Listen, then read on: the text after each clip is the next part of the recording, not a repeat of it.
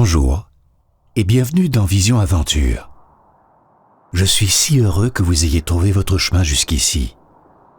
Laissez votre esprit se détendre, votre respiration ralentir et votre corps devenir léger, comme si la gravité elle-même s'était adoucie.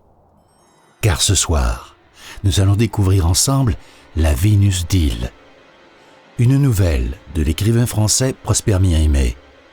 Elle a été écrite en 1835 et publiée en 1837.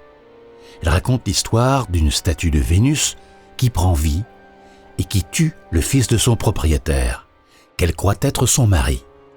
Cette histoire, en fait, est fondée sur un récit médiéval populaire.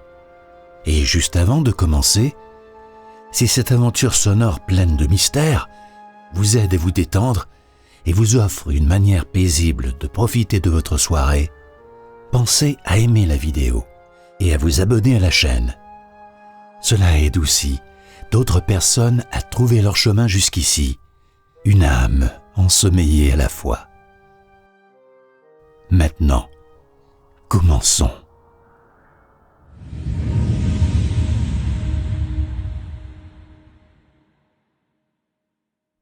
Je descendais le dernier coteau du Canigou. Je distinguais dans la plaine les maisons de la petite ville d'Ille, vers laquelle je me dirigeais. « Vous savez, dis-je au Catalan qui me servait de guide depuis la veille, vous savez sans doute où demeure monsieur de Péréorade. »« Oh, si je le sais, » s'écria-t-il. « Je connais sa maison comme la mienne. Je vous la montrerai. C'est la plus belle d'Ille. Il a de l'argent, oui, monsieur de Péréorade. Et il marie son fils, à plus riche que lui encore. »« Et ce mariage se fera-t-il bientôt ?» lui demandai-je. « Bientôt ? Il se peut que déjà les violons soient commandés pour la noce. Ce soir, peut-être, demain, après-demain, que sais-je. C'est à Puy-Garrigue que ça se fera, car c'est mademoiselle de Puy-Garrigue que monsieur le fils épouse. Ah, ce sera beau, oui. » J'étais recommandé à monsieur de Péréorade par mon ami monsieur de P.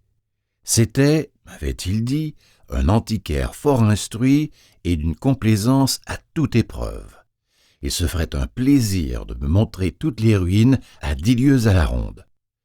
Or, je comptais sur lui pour visiter les environs d'Ille, que je savais riches en monuments antiques et du Moyen-Âge.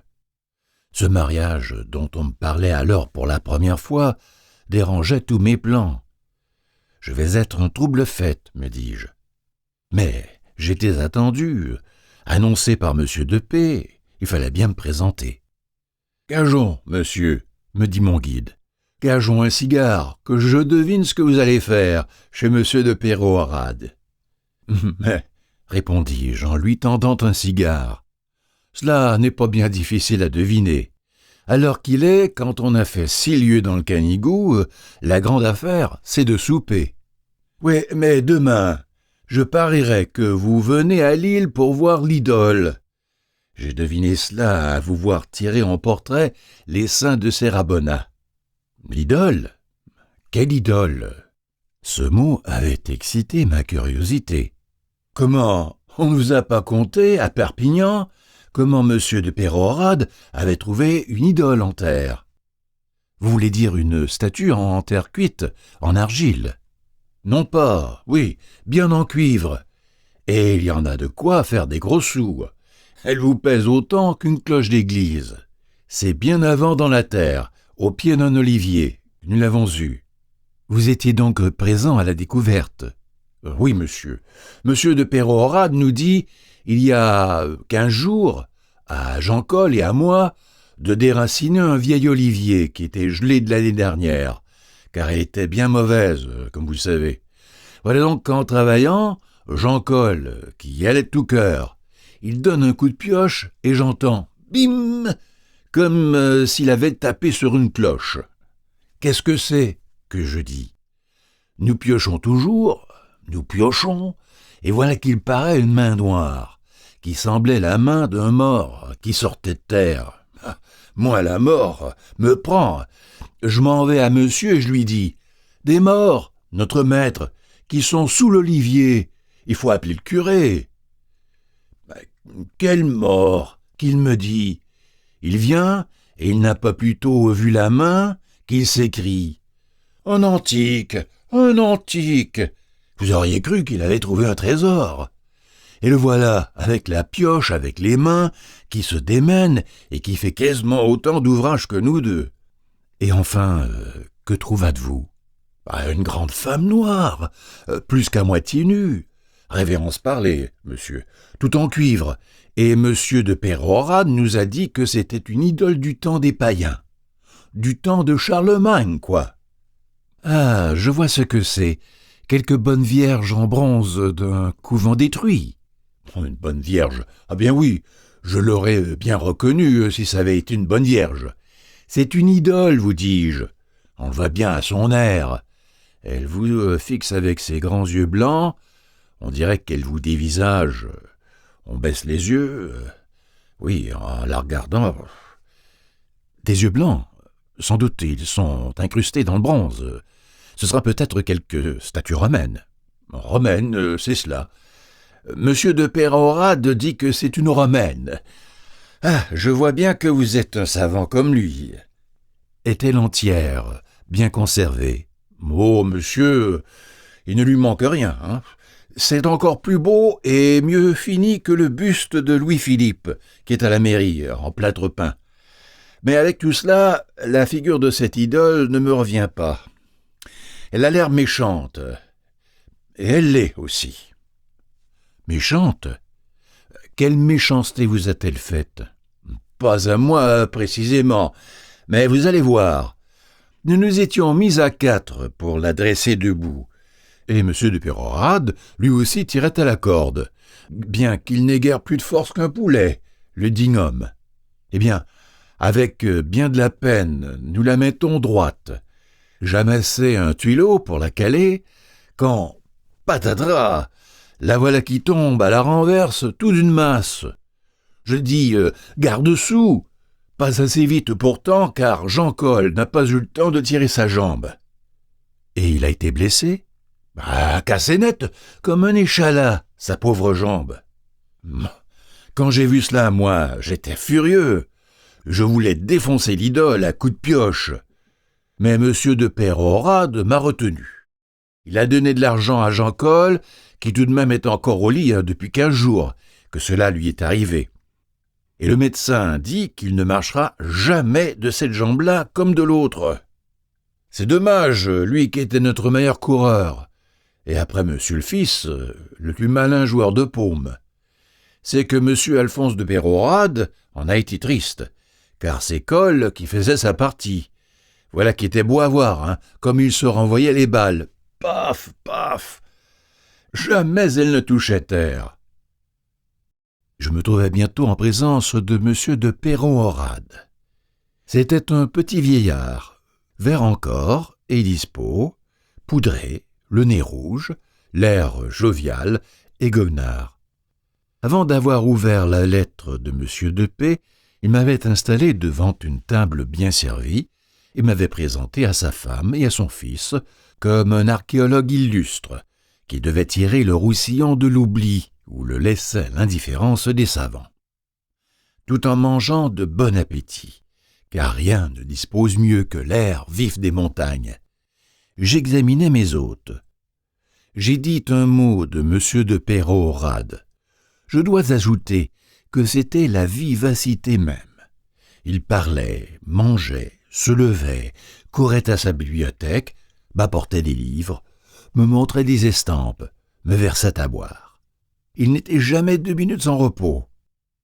Sa femme, un peu trop grasse, comme la plupart des Catalagnes lorsqu'elles ont passé 40 ans, me parut une provinciale renforcée, uniquement occupée des soins de son ménage. Bien que le souper fût suffisant pour 6 personnes au moins, elle courut à la cuisine, fit tuer des pigeons, frire des milias, ouvrit je ne sais combien de pots de confiture. En un instant, la table fut encombrée de plats et de bouteilles, et je serais fortement mort d'indigestion si j'avais goûté seulement à tout ce qu'on m'offrait. Cependant, à chaque plat que je refusais, C'étaient de nouvelles excuses. On craignait que je me trouvasse bien mal à Île. Dans la province, on a si peu de ressources et les Parisiens sont si difficiles. Au milieu des allées et venues de ses parents, M. Alphonse de Peyrehorade ne bougeait pas plus qu'un terme.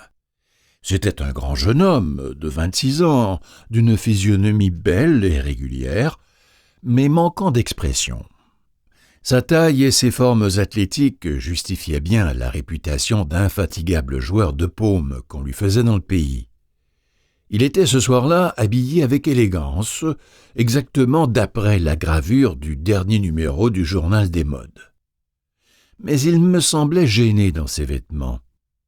Il était roide comme un piquet dans son col de velours, et ne se tournait que tout d'une pièce. Ses mains grosses et hâlées, ses ongles courts, contrastaient singulièrement avec son costume. C'étaient des mains de laboureur, sortant des manches d'un dandy. D'ailleurs, bien qu'il me considérât de la tête aux pieds fort curieusement, en ma qualité de Parisien, il ne m'adressa qu'une seule fois la parole dans toute la soirée. Ce fut pour me demander où j'avais acheté la chaîne de ma montre. « Ah ça, mon cher hôte !» me dit M. de Peyrehorade, le souper tirant à sa fin. « Vous m'appartenez, vous êtes chez moi, je ne vous lâche plus, sinon, quand vous aurez vu tout ce que nous avons de curieux dans nos montagnes, il faut que vous appreniez à connaître notre Roussillon et que vous lui rendiez justice. Vous ne vous doutez pas de tout ce que nous allons vous montrer. Monuments phéniciens, celtiques, romains, arabes, byzantins, vous verrez tout, depuis le cèdre jusqu'à l'hysope. Je vous mènerai partout et je ne vous ferai pas grâce d'une brique. » Un accès de toux l'obligea de s'arrêter. J'en profitai pour lui dire que je serais désolé de le déranger dans une circonstance aussi intéressante pour sa famille. S'il voulait bien me donner ses excellents conseils sur les excursions que j'aurais à faire, je pourrais, sans qu'il prît la peine de m'accompagner. « Ah, vous voulez parler du mariage de ce garçon-là » s'écria-t-il en m'interrompant. « Bagatelle, ça se fera après-demain. Vous ferez la noce avec nous, en famille, car la future épouse est en deuil d'une tante dont elle hérite. Ainsi, point de fête, point de bal, c'est dommage. Vous auriez vu danser nos Catalanes. Elles sont si jolies, et peut-être l'envie vous aurait-elle pris d'imiter mon Alphonse. Un mariage, dit-on, en amène d'autres. Samedi, les jeunes gens mariés, je suis libre, et nous mettrons en course. Je vous demande pardon de vous donner l'ennui d'une noce de province. Pour un Parisien blasé sur les fêtes, et une noce 100 balles encore. Pourtant, vous verrez une mariée, vous m'en direz des nouvelles. Mais je vois que vous êtes un homme grave, et vous ne regardez plus les femmes. J'ai mieux que cela à vous montrer. Je vous ferai voir quelque chose. Je vous réserve une fière surprise pour demain. »« Mon Dieu !» lui dis-je. « Il est difficile d'avoir un trésor dans sa maison sans que le public en soit instruit. Je crois deviner la surprise que vous me préparez. Si c'est de votre statut qu'il s'agit, la description que mon guide m'en a faite n'a servi qu'à exciter ma curiosité et à me disposer à l'admiration. »« Ah, il vous a parlé de l'idole, car c'est ainsi qu'ils appellent ma belle Vénus. Mais je ne veux rien vous dire. Demain, au grand jour, vous la verrez, et vous me direz si j'ai raison de la croire un chef-d'œuvre. » Parbleu, vous ne pouviez arriver plus à propos. Il y a des inscriptions que moi, pauvre ignorant, j'explique à ma manière. Mais un savant de Paris... Vous vous moquerez peut-être de mon interprétation, car j'ai fait un mémoire, moi qui vous parle, vieil antiquaire de province. Je me suis lancé... Je veux faire gémir la presse. Si vous vouliez bien me lire et me corriger, je pourrais espérer. Par exemple, je suis bien curieux de savoir comment vous traduirez cette inscription sur le socle. Cave. Mais je ne veux rien vous demander encore. À demain. Pas un mot sur la Vénus aujourd'hui. Tu as raison, Péorade, dit sa femme, de laisser là ton idole. Tu devrais voir que tu empêches monsieur de manger. Va, monsieur a vu à Paris de bien plus belles statues que la tienne. Aux Tuileries, il y en a des douzaines, et en bronze aussi. » « Voilà bien de l'ignorance, la sainte ignorance de la province, » interrompit monsieur de Pérorade. « Comparer un antique admirable aux plates figures de Coustou. Comme avec irrévérence parle des dieux, ma ménagère. Savez-vous que ma femme voulait que je fondisse ma statue pour en faire une cloche à notre église? C'est qu'elle en eût été la marraine. Un chef-d'œuvre de Miron, monsieur. Chef-d'œuvre, chef-d'œuvre. Un beau chef-d'œuvre qu'elle a fait casser la jambe d'un homme. Ma femme, vois-tu, dit monsieur de Pérorade d'un ton résolu, et tendant vers elle sa jambe droite dans un bas de soie chinée. Si ma Vénus m'avait cassé cette jambe-là, je ne le regretterais pas. Bon Dieu, Pérorade, comment peux-tu dire cela? Heureusement que l'homme va mieux. Et encore, je ne veux pas prendre sur moi de regarder cette statue qui fait des malheurs comme celui-là. Pauvre Jean-Col. Blessé par Vénus, monsieur, dit monsieur de Pérorade, riant d'un gros rire. Blessé par Vénus. Le souper fini. J'étais fatigué et je ne pouvais parvenir à cacher les fréquents bâillements qui m'échappaient. Madame de Pérorade s'en aperçut la première et remarqua qu'il était temps d'aller dormir. Alors commencèrent de nouvelles excuses sur le mauvais gîte que j'allais avoir. Je ne serais pas comme à Paris. En province, on est si mal. Il fallait de l'indulgence pour les Roussillonnais. J'avais beau protester qu'après une course dans les montagnes, une botte de paille me serait un coucher délicieux. On me priait toujours de pardonner à de pauvres campagnards s'ils ne me traitaient pas aussi bien qu'ils l'eussent désiré. Je montai enfin à la chambre qui m'était destinée, accompagné de monsieur de Pérorade. L'escalier, dont les marches supérieures étaient en bois, aboutissait au milieu d'un corridor, sur lequel donnaient plusieurs chambres. « À droite, » me dit mon hôte, « c'est l'appartement que je destine à la future madame Alphonse. Votre chambre est au bout du corridor opposé. Vous sentez bien, » ajouta-t-il d'un air qu'il voulait rendre fin, « vous sentez bien qu'il faut isoler de nouveaux mariés. Vous êtes à un bout de la maison, eux à l'autre. » Nous entrâmes dans une chambre bien meublée, où le premier objet sur lequel je sortais la vue fut un lit long de 7 pieds, large de 6. Mon hôte m'ayant indiqué la position de la sonnette, et s'étant assuré par lui-même que le sucrier était plein, les flacons d'eau de Cologne dûment placés sur la toilette, après m'avoir demandé plusieurs fois si rien ne me manquait, me souhaita une bonne nuit et me laissa seul. Les fenêtres étaient fermées. Avant de me déshabiller, j'en ouvris une pour respirer l'air frais de la nuit, délicieux après un long souper. En face était le Canigou, d'un aspect admirable en tout temps, mais qui me parut ce soir-là la plus belle montagne du monde, éclairé qu'il était par une lune resplendissante. Je demeurai là quelques minutes à contempler sa silhouette merveilleuse, et j'allais fermer ma fenêtre lorsque, baissant les yeux, j'aperçus la statue sur un piédestal à une vingtaine de toises de la maison. Elle était placée à l'angle d'une haie vive qui séparait un petit jardin d'un vaste carré parfaitement uni, qui, je l'appris plus tard, était le jeu de paume de la ville.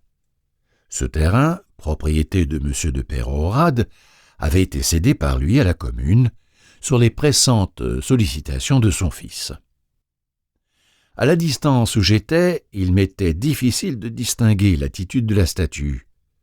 Je ne pouvais juger que de sa hauteur, qui me parut de 6 pieds environ. À ce moment-là, 2 polissons de la ville passaient sur le jeu de paume, assez près de la haie, sifflant le joli air du Roussillon, montagne régalade. Ils s'arrêtèrent pour regarder la statue. Un d'eux l'apostropha même à haute voix. Il parlait catalan. Mais j'étais dans le Roussillon depuis assez longtemps pour pouvoir comprendre à peu près ce qu'il disait. « Te voilà donc, coquine !» Le terme catalan était plus énergique. « Te voilà donc !» disait-il. C'est donc toi qui as cassé la jambe à Jean-Col ? Si tu étais à moi, je te casserais le cou. »« Avec quoi ?» dit l'autre. « Elle est de cuivre, et si dure qu'Étienne a cassé sa lime dessus, essayant de l'entamer. C'est du cuivre du temps des païens, hein. C'est plus dur que je ne sais quoi. Si j'avais mon ciseau à froid... » Il semblait donc que c'était un apprenti serrurier. « Je lui ferais bientôt sauter ses grands yeux blancs, comme si je tirais une amande de sa coquille. Il y a pour plus de 100 sous d'argent là-dedans, là. » Ils firent quelques pas en s'éloignant.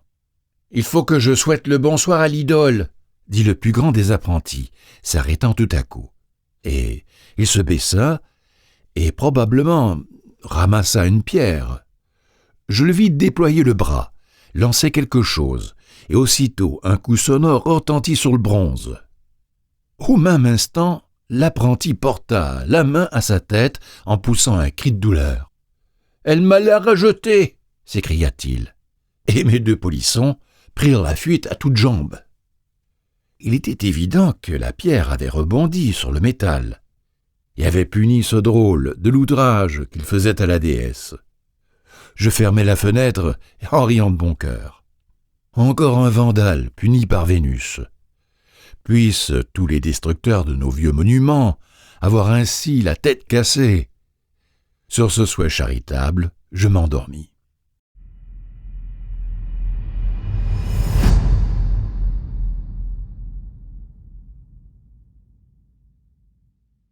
Il était grand jour quand je me réveillai.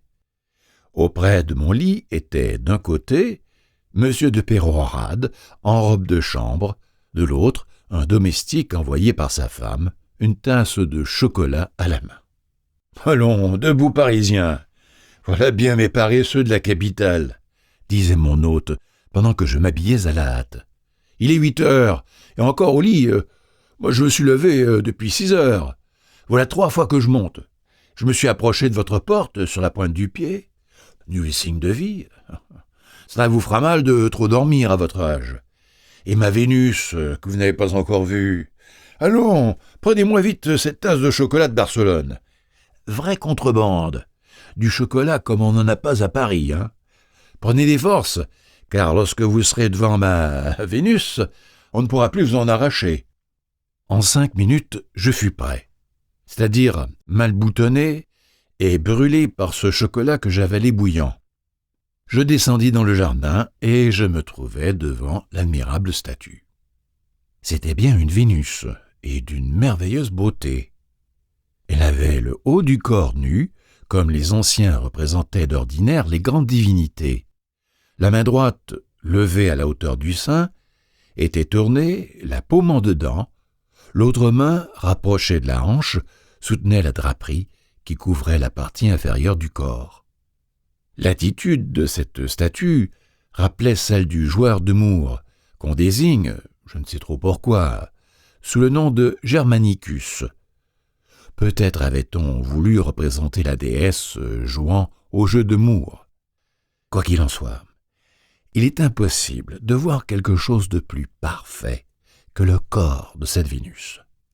Rien de plus suave, rien de plus élégant et de plus noble que sa draperie. Je m'attendais à quelque ouvrage du Bas-Empire. Je voyais là un chef-d'œuvre du meilleur temps de la statuaire. Ce qui me frappait surtout, c'était l'exquise vérité des formes, en sorte qu'on aurait pu les croire moulées sur nature, si la nature produisait d'autres parfaits modèles. La tête, petite comme celle de presque toutes les statues grecques, était légèrement inclinée en avant. Quant à la figure, jamais je ne parviendrai à exprimer son caractère étrange, et dont le type ne se rapprochait de celui d'aucune statue antique dont il me souvienne. Ce n'était point cette beauté calme et sévère des sculpteurs grecs qui, par système, donnait à tous les traits une majestueuse immobilité. Ici, au contraire, j'observais avec surprise l'intention marquée de l'artiste de rendre la malice, arrivant jusqu'à la méchanceté. Tous les traits étaient contractés légèrement, les yeux un peu obliques, la bouche relevée des coins, les narines quelque peu gonflées. Dédain, ironie, cruauté se lisaient sur ce visage d'une incroyable beauté cependant. En vérité, plus on regardait cette admirable statue, et plus on éprouvait le sentiment pénible qu'une si merveilleuse beauté puisse s'allier à l'absence de toute sensibilité. Si le modèle a jamais existé, dis-je à monsieur de Peyrehorade, et je doute que le ciel ait jamais produit une telle femme, que je plains ses amants. Elle a dû se complaire à les faire mourir de désespoir. Il y a dans son expression quelque chose de féroce. Et pourtant, je n'ai jamais rien vu de si beau. Ah, c'est Vénus tout entière, à sa proie attachée, s'écria monsieur de Peyrehorade, satisfait de mon enthousiasme. Cette expression d'ironie infernale était augmentée peut-être par le contraste de ses yeux incrustés d'argent et très brillants, avec la patine d'un vert noirâtre que le temps avait donné à toute la statue. Ses yeux brillants produisaient une certaine illusion qui rappelait la réalité, la vie. Je me souvins de ce que m'avait dit mon guide, qu'elle faisait baisser les yeux à celui qui la regardait. Cela était presque vrai. Et je ne pus me défendre d'un mouvement de colère contre moi-même en me sentant un peu mal à mon aise devant cette statue de bronze. « Maintenant que vous avez tout admiré en détail, mon cher collègue, en antiquaillerie, dit mon hôte, ouvrons, s'il vous plaît, une conférence scientifique. Que dites-vous de cette inscription à laquelle vous n'avez point pris garde encore là ?» Il me montrait le socle de la statue, et j'y lus ces mots. « Cave Amantem. »« Qu'en dis-tu, très docte collègue ?» me demanda-t-il en se frottant les mains. « Voyons si nous nous rencontrerons sur le sens de ce cave Amantem. »« Mais, répondis-je, il y a deux sens. On peut traduire « Prends garde à celui qui t'aime. Défie-toi des amants. » Mais dans ce sens, je ne sais si cave Amantem serait une bonne latinité. En voyant l'expression diabolique de la dame, je croirais plutôt que l'artiste a voulu mettre en garde le spectateur contre cette terrible beauté. Je traduirais donc « Prends garde à toi si elle t'aime. » Dit monsieur de Peyrehorade. « Ouais, c'est un sens admirable, mais ne vous en déplaise, je préfère la première traduction, que je développerai pourtant. Vous connaissez l'amant de Vénus. Il y en a plusieurs. Oui, mais le premier, c'est Vulcain. N'a-t-on pas voulu dire « Malgré toute ta beauté, ton air dédaigneux, tu auras un forgeron, un vilain boiteux pour amant. » Leçon profonde, monsieur, pour les coquettes. Je ne pus m'empêcher de sourire, tant l'explication me parut tirée par les cheveux. C'est une terrible langue que le latin, avec sa concision, observai-je, pour éviter de contredire formellement mon antiquaire, et je reculai de quelques pas afin de mieux contempler la statue. « Un instant, collègue, » dit monsieur de Peyrehorade en m'arrêtant par le bras. « Vous n'avez pas tout vu, là. Il y a encore une autre inscription. Montez sur le socle et regardez au bras droit. » En parlant ainsi, il m'aidait à monter. Je m'accrochais sans trop de façon au cou de la Vénus, avec laquelle je commençais à me familiariser.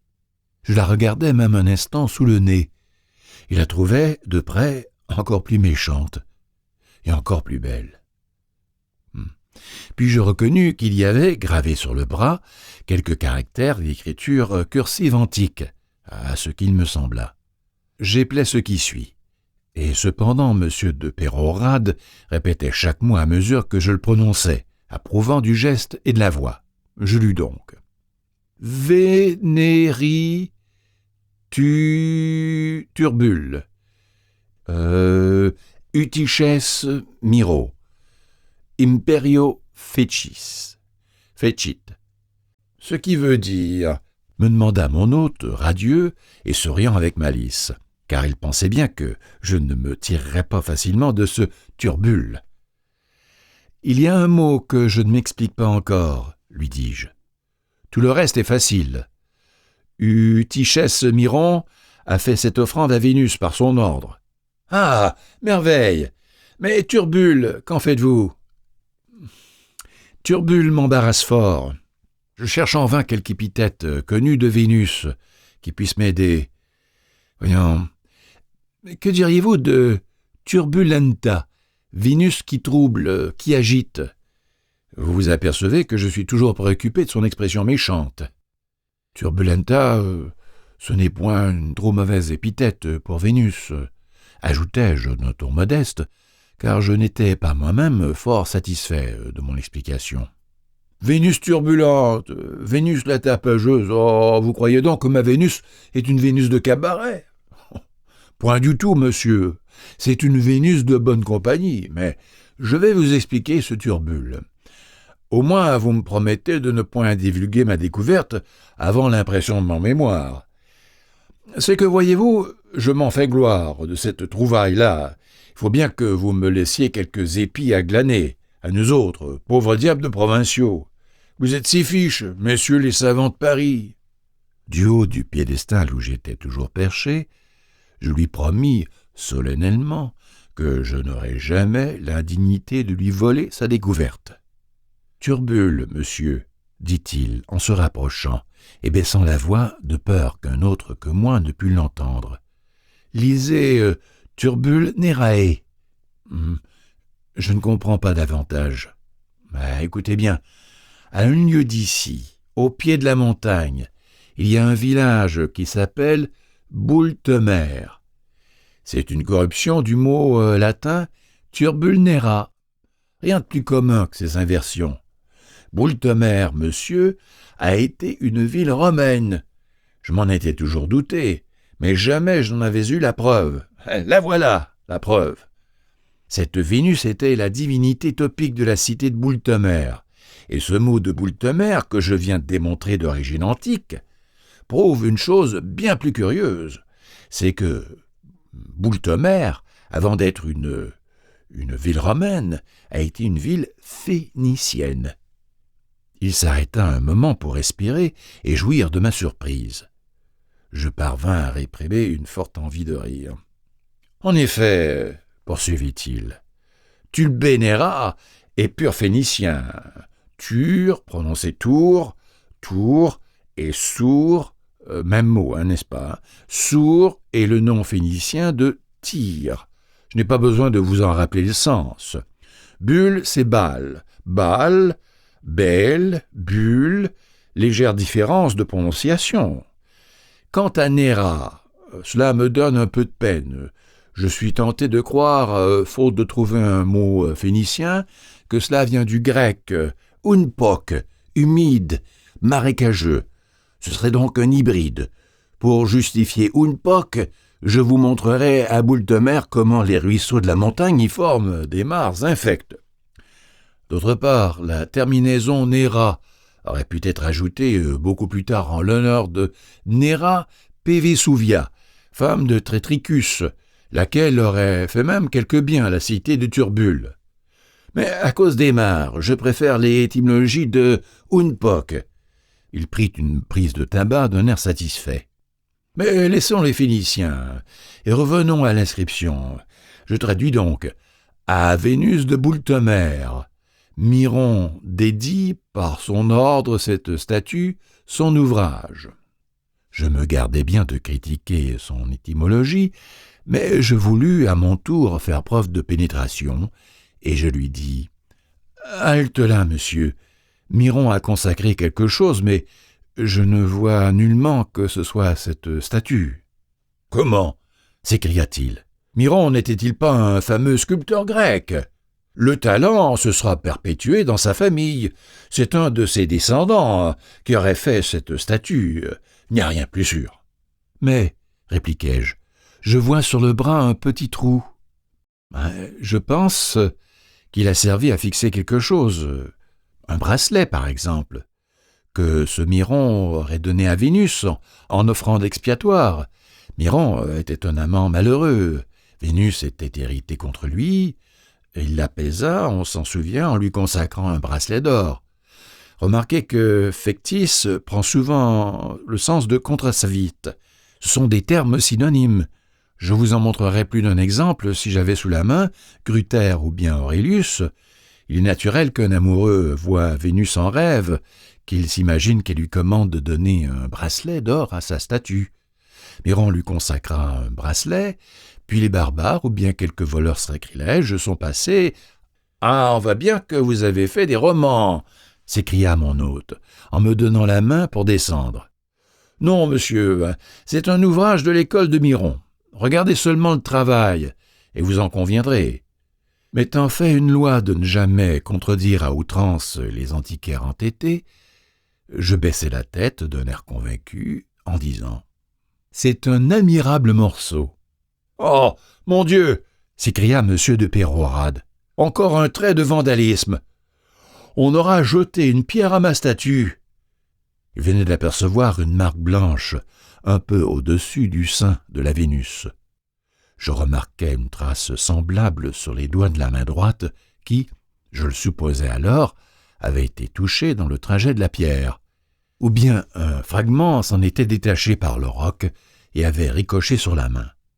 Je contai alors à mon hôte l'insulte dont j'avais été témoin le soir auparavant et la prompte punition qui s'en était suivie. Il en rit beaucoup, et comparant l'apprenti à Diomède, il lui souhaita de voir, comme le héros grec, tous ses compagnons changés en oiseaux blancs. La cloche du déjeuner interrompit cet entretien classique. Et de même que la veille, je fus obligé de manger comme 4. Puis vinrent des fermiers de M. de Pérorade, et pendant qu'il leur donnait audience, son fils me mena voir une calèche qu'il avait achetée à Toulouse pour sa fiancée, et que j'admirais, cela va sans dire. Ensuite, j'entrai avec lui dans l'écurie, où il me tint une demi-heure à me vanter ses chevaux, à me faire leur généalogie, à me conter les prix qu'ils avaient gagnés aux courses du département. Enfin, il en vint à me parler de sa future par la transition d'une jument grise qu'il lui destinait. « Nous la verrons aujourd'hui, » dit-il. « Je ne sais pas si vous la trouverez jolie. Vous êtes difficile à Paris. Mais tout le monde ici et à Perpignan la trouve charmante. Le bon, c'est qu'elle est fort riche. Sa tante de Prades lui a laissé son bien. Je vais être fort heureux. » Je fus profondément choqué de voir un jeune homme paraître plus touché de la dot que des beaux yeux de sa future. « Vous vous connaissez en bijoux, » poursuivit M. Alphonse. « Comment trouvez-vous ceci? Voici l'anneau que je lui donnerai demain. » En parlant ainsi, il tirait de la première phalange de son petit doigt une grosse bague enrichie de diamants. Le travail en était ancien, mais je jugeais qu'on l'avait retouché pour enchâsser les diamants. À l'intérieur de la bague se lisaient ces mots en lettres gothiques. « Sempre abti », c'est-à-dire « toujours avec toi ». « C'est une jolie bague, » lui dis-je. « Mais ces diamants ajoutés lui ont fait perdre un peu de son caractère. »« Oh, elle est bien plus belle comme cela, » répondit-il en souriant. « Il y a là pour 1200 francs de diamants. C'est ma mère qui me l'a donnée. C'était une bague de famille, très ancienne, du temps de la chevalerie. Elle avait servi à ma grand-mère, qui la tenait de la sienne. Dieu sait quand cela a été fait. »« L'usage à Paris, lui dis-je, est de donner un anneau tout simple, ordinairement composé de 2 métaux différents, comme de l'or et du platine. Tenez, cette autre bague que vous avez à ce doigt serait fort convenable. Celle-ci, avec ses diamants et ses mains en relief, est si grosse qu'on ne pourrait mettre un gant par-dessus. Oh, Madame Alphonse s'arrangera comme elle voudra. Hein. Je crois qu'elle sera toujours bien contente de l'avoir. 1200 francs au doigt, c'est agréable. Cette petite bague-là, ajouta-t-il en regardant d'un air de satisfaction l'anneau tout uni qu'il portait à la main. Celle-là, c'est une femme à Paris qui me l'a donnée un jour de Mardi Gras. Oh, comme je m'en suis donné quand j'étais à Paris il y a 2 ans. C'est là qu'on s'amuse. Et il soupira de regret.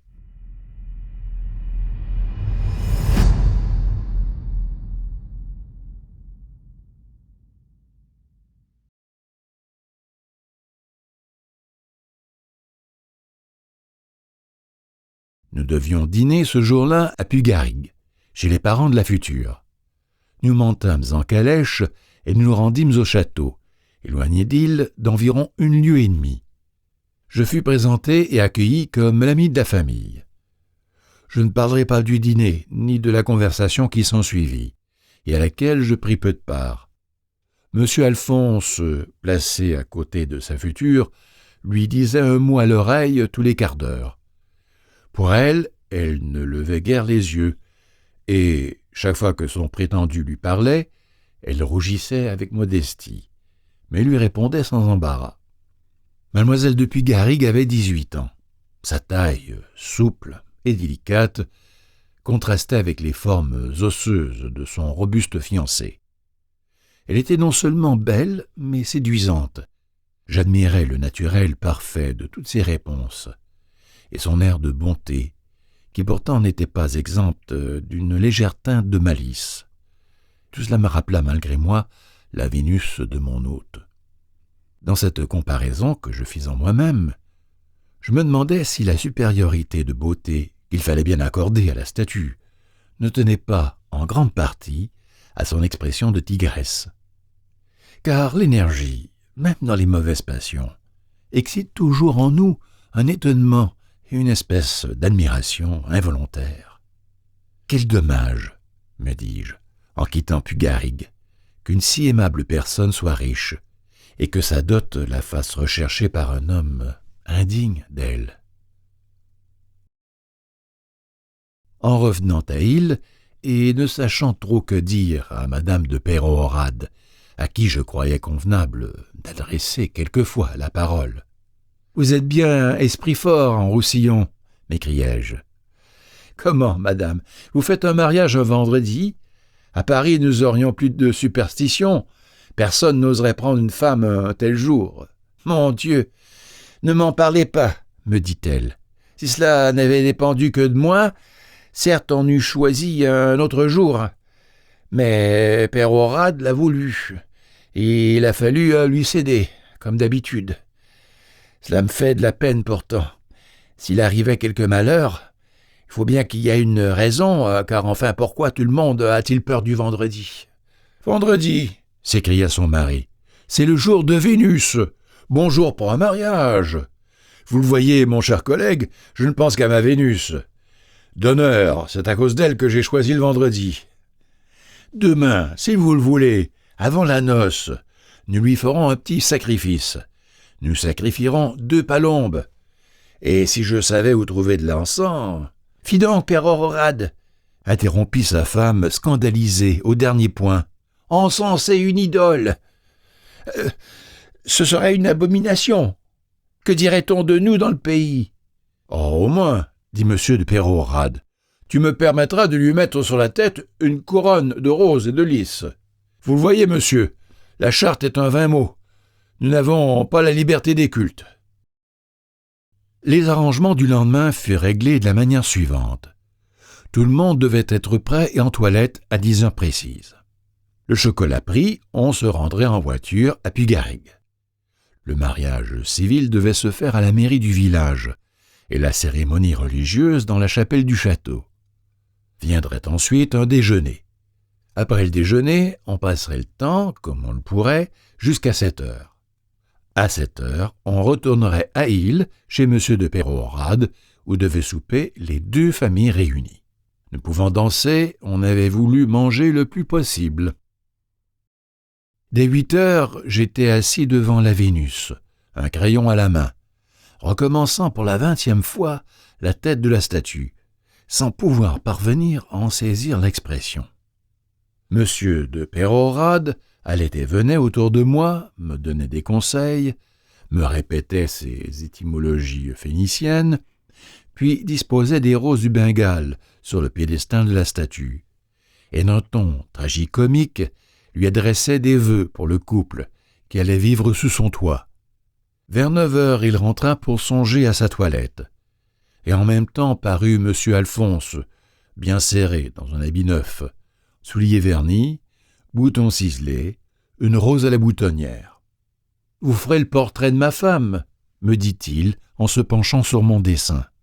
Elle est jolie aussi. » À ce moment-là commença, sur le jeu de paume dont j'ai parlé, une partie qui, sur le champ, attira l'attention de M. Alphonse. Et moi, fatigué, désespérant de rendre cette diabolique figure, je quittai bientôt mon dessin pour regarder les joueurs. Il y avait parmi eux quelques muletiers espagnols arrivés la veille. C'étaient des Aragonais et des Navarois, presque tous d'une adresse merveilleuse. Aussi, les Îlois, bien qu'encouragés par la présence et les conseils de M. Alphonse, furent-ils assez promptement battus par ces nouveaux champions. Les spectateurs nationaux étaient consternés. M. Alphonse regarda à sa montre. Il n'était pas encore 9h30. Sa mère n'était pas coiffée. Il n'hésita plus, il ôta son habit, il demanda une veste et défia les Espagnols. Je le regardais faire en souriant et un peu surpris. « Il faut soutenir l'honneur du pays, » dit-il. Je le vis chausser à la hâte une paire de sandales, retrousser ses manches et, d'un air assuré, se mettre à la tête du parti vaincu, comme César ralliant ses soldats à Dyrrhachium. Alors je le trouvais vraiment beau, il était passionné. Sa toilette, qui l'occupait si fort tout à l'heure, n'était plus rien pour lui. Quelques minutes avant, il eut craint de tourner la tête de peur de déranger sa cravate. Maintenant, il ne pensait plus à ses cheveux frisés, ni à son jabot. Ma foi, si cela eût été nécessaire, il aurait, je crois, fait ajourner le mariage. Je sautai la haie, et je me plaçai commodément à l'ombre d'un micocoulier, de façon à bien voir les deux camps. Contre l'attente générale, M. Alphonse manqua la première balle. Il est vrai qu'elle vint rasant la terre et lancée avec une force surprenante par un Aragonais qui paraissait être le chef des Espagnols. Sec et nerveux, haut de 6 pieds, et sa peau olivâtre avait une teinte presque aussi foncée que le bronze de la Vénus. M. Alphonse jeta sa raquette à terre avec fureur. « C'est cette maudite bague, » s'écria-t-il, « qui me serre le doigt et me fait manquer une balle sûre. » Et il ôta, non sans peine, sa bague de diamant. Je m'approchai pour la recevoir, mais il me prévint, courut à la Vénus, lui passa la bague au doigt annulaire et reprit son poste à la tête des Îlois. Il était pâle, mais calme et résolu. Dès lors, il ne fit plus une seule faute, et les Espagnols furent battus complètement. Ce fut un beau spectacle que l'enthousiasme des spectateurs. Les uns poussaient 1000 cris de joie en jetant leur bonnet en l'air. D'autres lui serraient les mains, l'appelant l'honneur du pays. S'il eût repoussé une invasion, je doute qu'il eût reçu des félicitations plus vives et plus sincères. Le chagrin des vaincus ajoutait encore à l'éclat de sa victoire. « Nous ferons d'autres parties, mon brave, » dit-il à l'Aragonais d'un ton de supériorité. « Mais je vous rendrai les points. » J'aurais désiré que M. Alphonse fût plus modeste, et je fus presque peiné de l'humiliation de son rival. Le géant espagnol ressentit profondément cette insulte. Je le vis pâlir sous sa peau basanée. Il regardait d'un air morne sa raquette en serrant les dents. Puis d'une voix étouffée, il dit tout bas « Tu me le paieras ». Puis la voix de M. de Pérorade vient troubler le triomphe de son fils. Mon hôte, fort étonné de ne point le trouver président aux apprêts de la calèche neuve, le fut bien plus encore en le voyant tout en sueur, la raquette à la main. M. Alphonse courut à la maison, se lava la figure et les mains, remit son habit neuf et ses souliers vernis, et 5 minutes après, nous étions au grand trot sur la route de Puy-Garrigues. Tous les joueurs de paume de la ville et un grand nombre de spectateurs nous suivirent avec des cris de joie. À peine les chevaux vigoureux qui nous traînaient pouvaient-ils maintenir leur avance sur ces intrépides Catalans. Nous étions à Puy-Garrigues, et le cortège allait se mettre en marche pour la mairie, lorsque M. Alphonse, se frappant le front, me dit tout bas « Quelle brioche! J'ai oublié la bague. Elle est au doigt de la Vénus. Oh, que le diable emporte! Ne le dites pas à ma mère, au moins. Peut-être qu'elle ne s'apercevra de rien. »« Vous pourriez envoyer quelqu'un, lui dis-je. »« Bah, mon domestique est resté à Île. Ceci, je ne m'y fie guère. 1200 francs de diamants, cela pourrait en tenter plus d'un. D'ailleurs, que penserait-on ici de ma distraction? Il se moquerait trop de moi. Il m'appellerait le mari de la statue, pourvu qu'on ne la vole pas. Heureusement que l'idole fait peur à mes coquins. Ils n'osent l'approcher à la longueur de bras. Ah bah, ce n'est rien, j'ai une autre bague. Les deux cérémonies, civiles et religieuses, s'accomplirent avec la pompe convenable, et mademoiselle de Pigam reçut l'anneau d'une modiste de Paris, sans se douter que son fiancé lui faisait le sacrifice d'un gage amoureux. Puis on se mit à table, où l'on but, mangea, chanta même, le tout fort longuement. Le déjeuner terminé, quand il plut à Dieu, il était 4 heures. Les hommes allèrent se promener dans le parc, qui était magnifique, où regardèrent danser sur la pelouse du château les paysannes de Pugarrigue, parées de leurs habits de fête. De la sorte, nous employâmes quelques heures. Cependant, les femmes étaient fort empressées autour de la mariée, qui leur faisait admirer sa corbeille. Puis elle changea de toilette, et je remarquai qu'elle couvrit ses beaux cheveux d'un bonnet et d'un chapeau à plumes, car les femmes n'ont rien plus pressé que de prendre, aussitôt qu'elles le peuvent, les parures que l'usage leur défend de porter, quand elles sont encore demoiselles. Il était près de 8 heures quand on se disposa à partir pour Île. Et pendant la route, chacun s'évertua pour distraire la mariée et la faire rire. À Île, le souper nous attendait. Et quel souper! Si la grosse joie du matin m'avait choqué, je le fus bien davantage des équivoques et des plaisanteries dont le marié et la mariée, surtout, furent l'objet. Le marié, qui avait disparu un instant avant de se mettre à table, était pâle et d'un sérieux de glace. Il buvait à chaque instant du vieux vin de Collioure, presque aussi fort que de l'eau-de-vie. J'étais à côté de lui, et je me crus obligé de l'avertir. « Prenez garde, on me dit que le vin… » Je ne sais quelle sottise je lui dis pour me mettre à l'unisson des convives. Il me poussa le genou, et très bas, il me dit « Quand on se lèvera de table, que je puisse vous dire 2 mots. » Son ton solennel me surprit. Je le regardai plus attentivement, et je remarquai l'étrange altération de ses traits. « Vous sentez-vous indisposé ?» lui demandai-je. « Non. » Et il se remit à boire.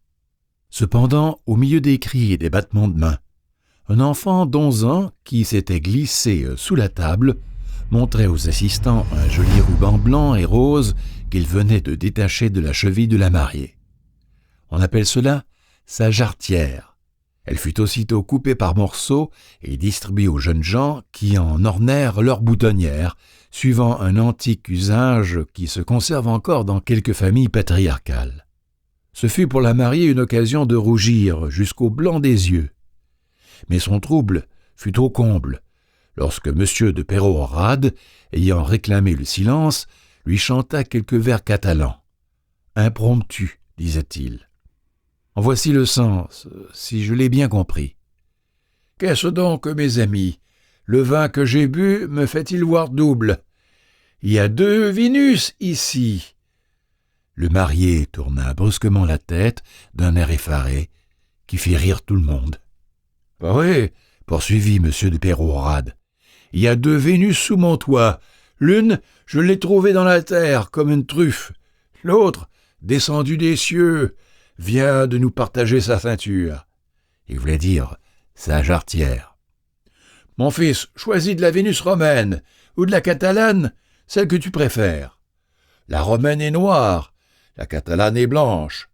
La romaine est froide, la catalane enflamme tout ce qui l'approche. » Cette chute excita un tel hurrah, des applaudissements si bruyants et des rires si sonores, que je crus que le plafond allait nous tomber sur la tête. Autour de la table, il n'y avait que 3 visages sérieux, ceux des mariés et le mien. J'avais un grand mal de tête, et puis, je ne sais pourquoi, un mariage m'attriste toujours. Celui-ci, en outre, me dégoûtait un peu. Les derniers couplets ayant été chantés par l'adjoint du maire, et ils étaient fort lestes, je dois le dire, on passa dans le salon pour jouir du départ de la mariée, qui devait être bientôt conduite à sa chambre, car il était près de minuit. M. Alphonse me tira dans l'embrasure d'une fenêtre et me dit, en détournant les yeux, « Vous allez vous moquer de moi, mais je ne sais ce que j'ai. Je suis ensorcelé. Le diable m'emporte. » La première pensée qui me vint fut qu'il se croyait menacé de quelque malheur du genre de ceux dont parlent Montaigne et Madame de Sévigny, tout l'empire amoureux et plein d'histoires tragiques, etc. Je croyais que ces sortes d'accidents n'arrivaient qu'aux gens d'esprit, me dis-je à moi-même. « Vous avez trop bu de vin de Collioure, mon cher monsieur Alphonse, lui dis-je. Je vous avais prévenu. »« Mais c'est quelque chose de bien plus terrible. » Il avait la voix entrecoupée. Je le crus tout à fait ivre. « Vous savez bien, mon anneau, poursuivit-il après un silence. Eh bien, on l'a pris. Non. En ce cas, vous l'avez. Non. Je ne puis l'ôter du doigt de cette diable de Vénus. Bon, vous n'avez pas tiré assez fort. Si fait, mais la Vénus, elle a serré le doigt. Il me regardait fixement d'un air hagard, s'appuyant à l'espagnolette pour ne pas tomber. Vous avez trop enfoncé l'anneau. Demain, vous l'aurez avec des tenailles. Mais prenez garde de gâter la statue. Non, vous dis-je, le doigt de la Vénus s'est retiré, reployé. Elle serre la main maintenant, m'entendez-vous? C'est ma femme, apparemment, puisque je lui ai donné mon anneau. Elle ne veut plus me le rendre. J'éprouvai un frisson subit, et j'eus un instant la chair de poule. Puis un grand soupir qu'il fit m'envoya une bouffée de vin, et toute émotion disparut. Le misérable, pensai-je, complètement ivre. « Vous êtes antiquaire, monsieur ?» ajouta le marié d'un ton lamentable. « Vous connaissez ces statues-là? Il y a peut-être quelques ressorts, quelques diableries que je ne connais point. Si vous alliez voir. »« Volontiers, dis-je. Venez avec moi. »« Non, j'aime mieux que vous y alliez seul. » Je sortis du salon. Le temps avait changé pendant le souper, et la pluie commençait à tomber avec force. J'allais demander un parapluie lorsqu'une réflexion m'arrêta. Je serais un bien grand sot, me dis-je, d'aller vérifier ce que m'a dit un homme ivre. Peut-être, d'ailleurs, a-t-il voulu me faire quelque méchante plaisanterie pour apprêter à rire à ces honnêtes provinciaux. Et le moins qu'il puisse m'en arriver, c'est d'être trempé jusqu'aux os et d'attraper un bon rhume. Je jetai un coup d'œil sur la statue ruisselante d'eau, et je montai dans ma chambre sans rentrer dans le salon. Je me couchai, mais le sommeil fut long à venir. Toutes les scènes de la journée se représentaient à mon esprit. Je pensais à cette jeune fille, si belle et si pure, abandonnée à un ivrogne brutal. Quelle odieuse chose, me disais-je, qu'un mariage de convenance. Un maire revêt une écharpe tricolore, un curé une étole, et voilà la plus honnête fille du monde livrée au Minotaure. Deux êtres qui ne s'aiment pas, que peuvent-ils se dire dans un pareil moment? Une femme peut-elle jamais aimer un homme qu'elle aura vu grossier une fois? Les premières impressions ne s'effacent pas, et j'en suis sûr, ce monsieur Alphonse méritera bien d'être haï. Durant mon monologue, que j'abrège beaucoup, j'avais entendu des allées et venues dans la maison. Les portes s'ouvrirent avec force et se fermer, des voitures partirent. Puis il me semblait avoir entendu sur l'escalier les pas légers de plusieurs femmes se dirigeant vers l'extrémité du corridor opposé à ma chambre. C'était probablement le cortège de la mariée qu'on menait au lit. Ensuite, on avait redescendu l'escalier. La porte de Madame de Pérorade s'était fermée. Que cette pauvre fille, me dis-je, doit être troublée et mal à son aise. Je me tournai dans mon lit de mauvaise humeur. Un garçon joue un sot rôle dans une maison où s'accomplit un mariage. Le silence régnait depuis quelque temps lorsqu'il fut troublé par des pas lourds qui montaient l'escalier. Les marches de bois craquèrent fortement. « Quel butor !» m'écriai-je. « Je parie qu'il va tomber dans l'escalier. » Tout redevint tranquille. Je pris un livre pour changer les cours de mes idées. C'était une statistique du département, ornée d'un mémoire de M. de Peyrehorade sur les monuments druidiques de l'arrondissement de Prades. Je m'assoupis à la 3e page.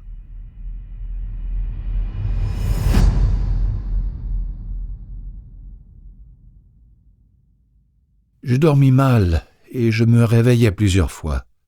Il pouvait être 5 heures du matin et j'étais éveillé depuis plus de 20 minutes lorsque le coq chanta. Le jour allait se lever.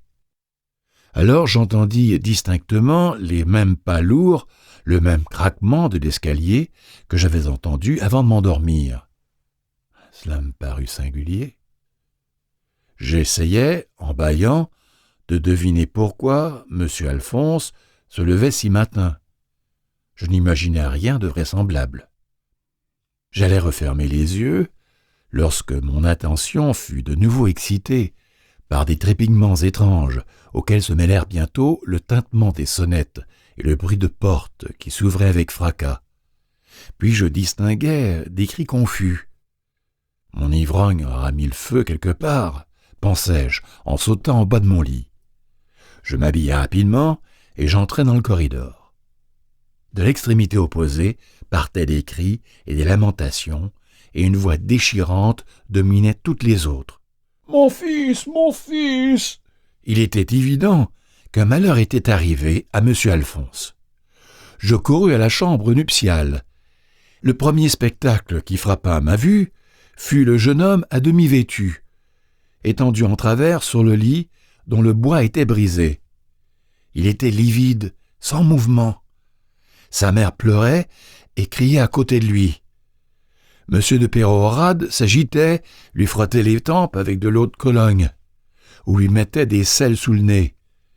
Hélas, depuis longtemps, son fils était mort. Sur un canapé, à l'autre bout de la chambre, était la mariée, en proie à d'horribles convulsions. Elle poussait des cris inarticulés, et 2 robustes servantes avaient toutes les peines du monde à la contenir. « Mon Dieu !» m'écriai-je. « Qu'est-il donc arrivé ?» Je m'approchai du lit et je soulevai le corps du malheureux jeune homme. Il était déjà roide et froid.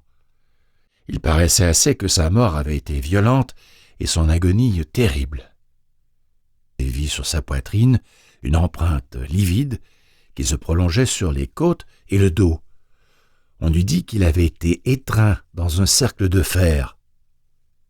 Mon pied posa sur quelque chose de dur qui se trouvait sur le tapis. Je me baissai et vis la bague de diamant. J'entraînai M. de Peyrehorade et sa femme dans leur chambre, puis j'y fis porter la mariée. « Vous avez encore une fille, » leur dis-je. « Vous lui devez vos soins. » Alors, je les laissai seuls.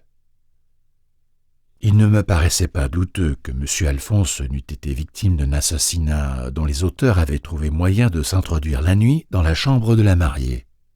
Ces meurtrissures à la poitrine, leur direction circulaire, m'embarrassaient beaucoup pourtant, car un bâton ou une barre de fer n'aurait pu les produire.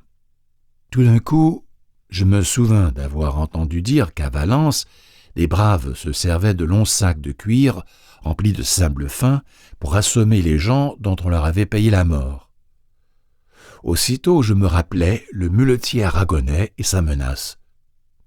Toutefois, j'osais à peine penser qu'il eût tiré une si terrible vengeance d'une plaisanterie légère. J'allais dans la maison cherchant partout des traces d'effraction, et n'en trouvant nulle part, je descendis dans le jardin pour voir si les assassins avaient pu s'introduire de ce côté. Mais je ne trouvais aucun indice certain. La pluie de la veille avait d'ailleurs tellement détrempé le sol qu'il n'aurait pu garder d'empreintes bien nettes. J'observais pourtant quelques pas profondément imprimés dans la terre. Il y en avait dans 2 directions contraires, mais sur une même ligne, partant de l'angle de la haie contiguë au jeu de paume et aboutissant à la porte de la maison. Ce pouvait être des pas de M. Alphonse lorsqu'il était allé chercher son anneau au doigt de la statue.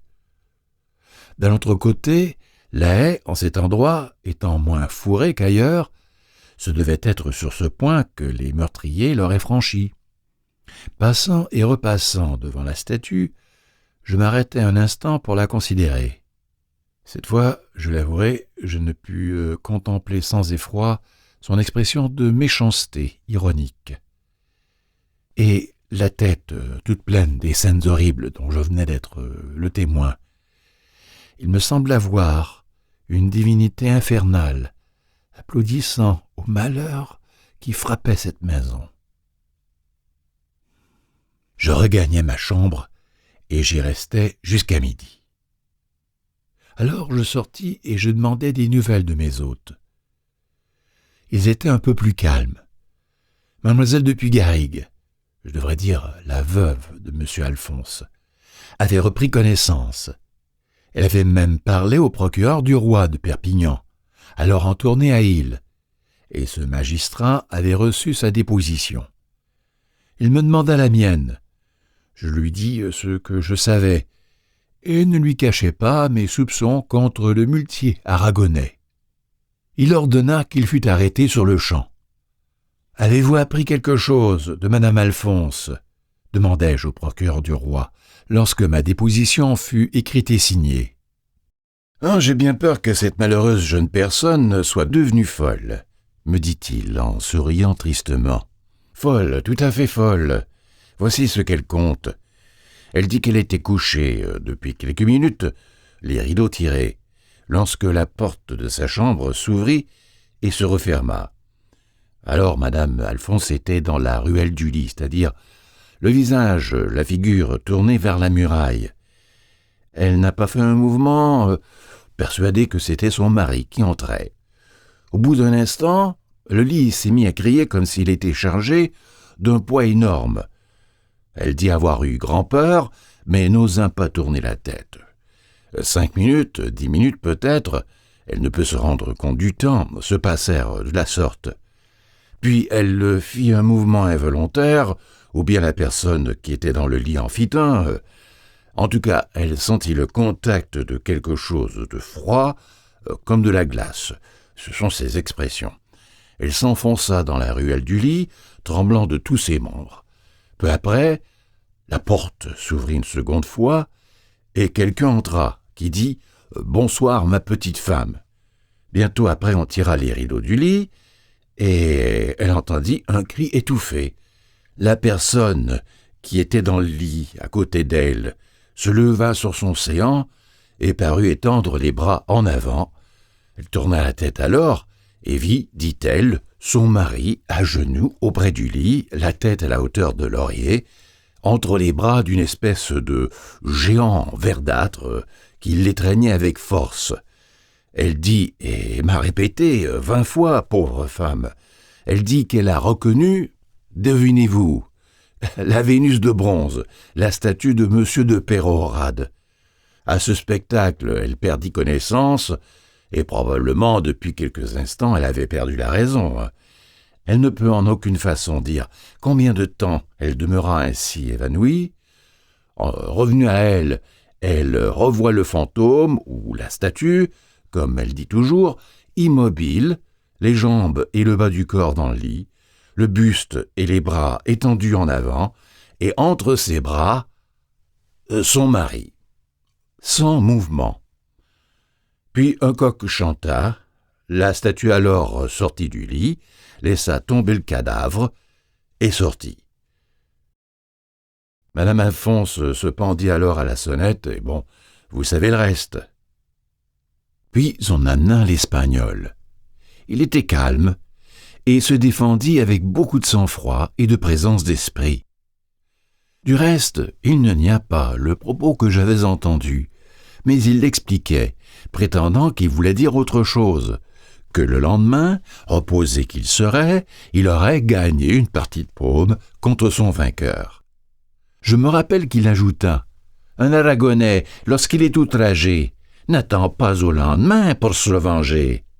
Si j'avais cru que ce monsieur Alphonse eût voulu m'insulter, je lui aurais, sur le champ, donné de mon couteau dans le ventre. » On compara ses souliers avec les empreintes de pas dans le jardin. Ses souliers étaient beaucoup plus grands. Enfin, l'hôtelier chez qui cet homme était logé assura qu'il avait passé toute la nuit à frotter et à médicamenter un de ses mulets qui était malade. D'ailleurs, cet Aragonais était un homme bien fait mais fort connu dans le pays, où il venait tous les ans pour son commerce. On le relâcha donc, en lui faisant des excuses. Ah, j'oubliais la déposition d'un domestique qui, le dernier, avait vu M. Alphonse vivant. C'était au moment qu'il allait monter chez sa femme, et appelant cet homme, il lui demanda d'un air d'inquiétude s'il savait où j'étais. Le domestique répondit qu'il ne m'avait point vu. Alors M. Alphonse fit un soupir et resta plus d'une minute sans parler, puis il dit « Allons, le diable l'aura emporté lui aussi. » Enfin, je demandai à cet homme si M. Alphonse avait sa bague de diamant lorsqu'il lui parla. Le domestique hésita pour répondre. Enfin, il dit qu'il ne croyait pas, qu'il n'y avait fait au reste aucune attention. S'il avait eu cette bague au doigt, ajouta-t-il en se reprenant, je l'aurais sans doute remarqué, car je croyais qu'il l'avait donnée à Madame Alphonse. En questionnant cet homme, je ressentais un peu de la terreur superstitieuse que la déposition de Madame Alphonse avait répandue dans toute la maison. Le procureur du roi, me regardant en souriant, me gardait bien d'insister.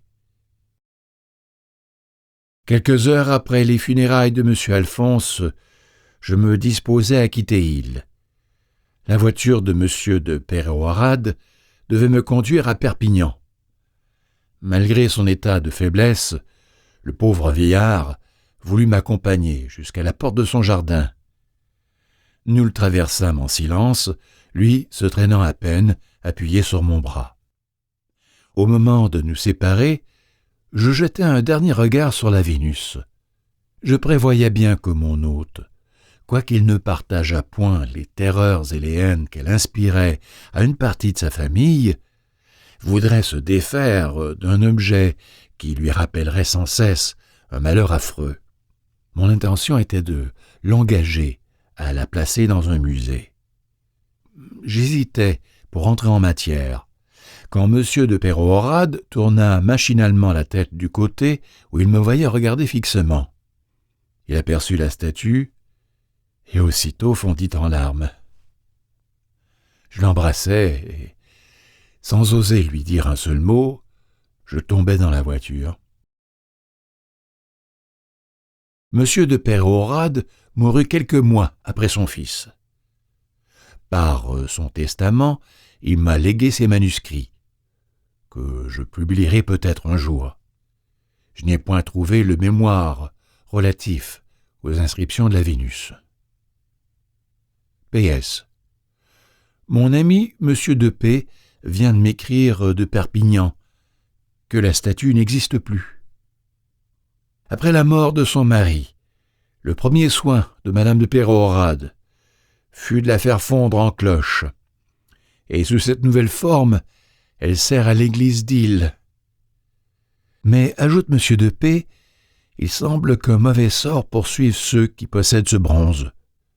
Depuis que cette cloche sonne à Lille, les vignes ont gelé 2 fois.